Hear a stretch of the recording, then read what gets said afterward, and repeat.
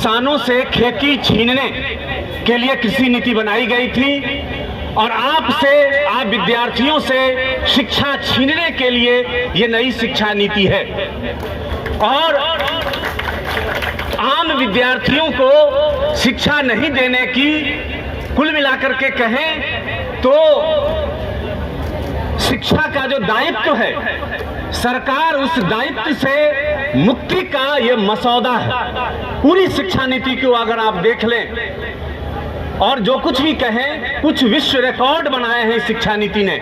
मैं एक आध रिकॉर्ड की बात आपको कहता हूं। दुनिया भर की कोई भी शिक्षा नीति हो, उस शिक्षा नीति में ये बात नहीं कही गई होगी कि हमारा जो अगला रोड मैप है, इतने वर्षों में हम इंस्टीट्यूशन इतना कम कर देंगे। कोई भी नीति होती है वो कहती है कि हम इतने ज्यादा कॉलेज खोलेंगे, हम विश्वविद्यालय खोलेंगे। नई शिक्षा नीति जो 2020 की है वो 32 तक का रोड मैप है और आपको बताएं कि इस 32 तक में यह शिक्षा नीति 1/4 इंस्टीट्यूशन को बंद करने की योजना है। आज की तारीख में 50,000 कॉलेज विश्वविद्यालय मिला करके हैं और ये जो बांट रहे हैं हायर एजुकेशन को ए, बी और सी ग्रेड में, ए को इन्होंने शोध विश्वविद्यालय कहा है, बी को इन्होंने शिक्षण विश्वविद्यालय कहा है और सी को ये कॉलेज बोलते हैं, जैसे कॉलेज शिक्षण हो ही नहीं। और कहा कि शोध विश्वविद्यालय 100 से 300 होंगे, मतलब मिनिमम 100 मैक्सिमम 300, और जो शिक्षण विश्वविद्यालय हैं वो 1000 से 2000 होंगे और जो कॉलेज हैं वो 5000 से 10000 होंगे। यानी कि टोटल को आप जोड़ दें, मैक्सिमम को जोड़ें तो वो 12300 होता है। आज की तारीख में 50,000 हैं, यानी कि 32 तक ये विश्वविद्यालय कॉलेज को मर्ज करके घटा करके 12300 करेंगे और उनकी योजना है कि इस 32 तक में दुगुने विद्यार्थी को लेना। यानी आज की तारीख में जितने स्टूडेंट हैं उसके दुगुने विद्यार्थी 1/4 इंस्टीट्यूशन में जाएंगे। क्या हालत बनेगी विश्वविद्यालयों की, कॉलेजों की। और कहा है कि जो कॉलेज मानक पूरा नहीं कर पाएंगे, मानक विद इन कोर्ट में कह रहा हूं, उनको मर्ज कर दिया जाएगा ए और बी टाइप में, और जिनको मर्ज किया जाएगा उनको सार्वजनिक संसाधन के रूप में, जैसे वैध शिक्षा, जैसे शौचालय, ये उसमें वो तब्दील करेंगे। तो ये स्थिति हायर एजुकेशन की है। अब स्कूल एजुकेशन के बारे में देखें, आप जानते हैं कि लगातार स्कूल्स बंद हो रहे हैं। बंद होना अपनी जगह पे है, वो तो भयानक है ही। एक भयानक बात इसमें ये है कि ये हमारे इनकी निगाह जो है वो पूरे देश के स्कूल के संसाधन पर है, क्योंकि जो सरकारी स्कूल हैं उनके पास बहुत जमीन है, बड़े बड़े भवन हैं, भले ही वो मेंटेन हो या ना हो।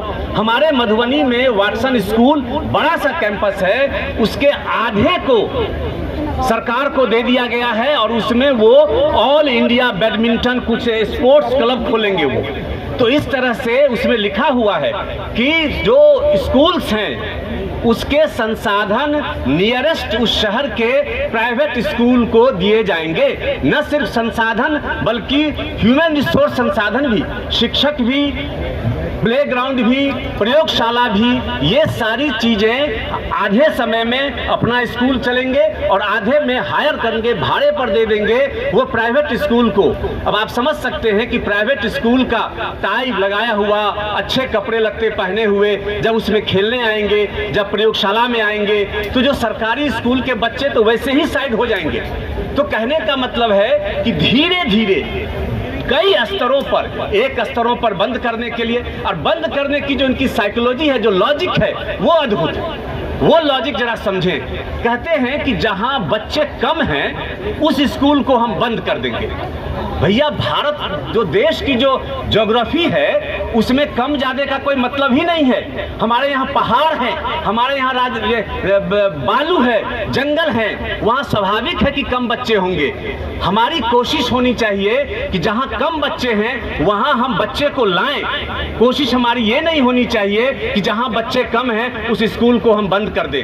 पूरी योजना बनी हुई है और गुजरात हो कि झारखंड हो, बिहार का हवाला भी साथी ने दिया, हजारों के पैमाने पर स्कूल बंद हो रहे हैं और भविष्य में होंगे और जो नहीं होंगे उसके लिए संसाधन भाड़े पर देने की व्यवस्था हो गई है। सही कहा अपूर्वानंद जी ने कि नीति नहीं है, अनीति है।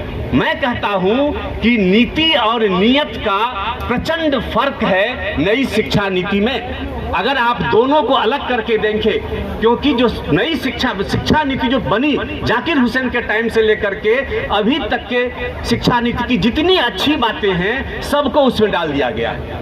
लेकिन वो डाला कहाँ गया है? होना चाहिए, ये होना चाहिए, वो होना चाहिए। लेकिन आप जब उसको ठीक से पढ़ेंगे कि क्या करेंगे, उसमें यही सब करेंगे। वो 1/3 कॉलेज कर देंगे। ये लोकतंत्र की बात मैं आपको बताऊं कि कम से कम 50 जगह की लोकतांत्रिक शिक्षा होगी। और नियत क्या है कि आदमी बोलने वाले का भी, यहाँ हमारे बीच कई लोग ऐसे बैठे हुए हैं जिनको बोलने के लिए जिन पर कार्रवाई हुई है, ये हमारे सरकार की नियत है। और नीति आप वहां देखेंगे, यहां तक कि उसमें लिखा हुआ है कि हम वैज्ञानिक टेम्परामेंट की शिक्षा देंगे। और यह भी लिखा है कि साइंस में ही नहीं देंगे, बल्कि हम सोशल साइंस में, साहित्य में भी हम साइंस वैज्ञानिक प्रवृत्ति की शिक्षा देंगे। और हम, आप जानते हैं कि सरकार कितनी वैज्ञानिक रूप से सोचती है। जिस समय ये ड्राफ्ट पास हो रहा था, ऐन वक्त उसी दिन शिक्षा मंत्री एक IIT में जाकर के बोल रहे थे कि आप लोग शोध क्या करते हैं, आप लोगों को राम सेतु पर जाकर शोध करना चाहिए। ये हमारा टेम्परामेंट है। कोई कहता है जाकर के कि जो सूर है वो सर्जरी का केस है, कोई नारद को बता रहा है कि मीडिया का हमारा वहां शुरू है।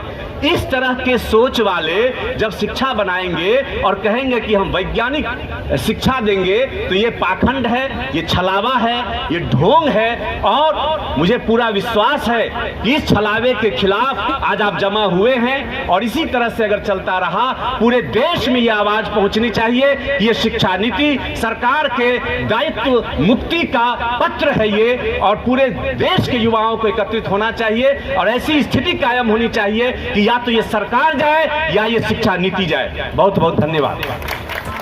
Press the bell icon on the YouTube app and never miss another update.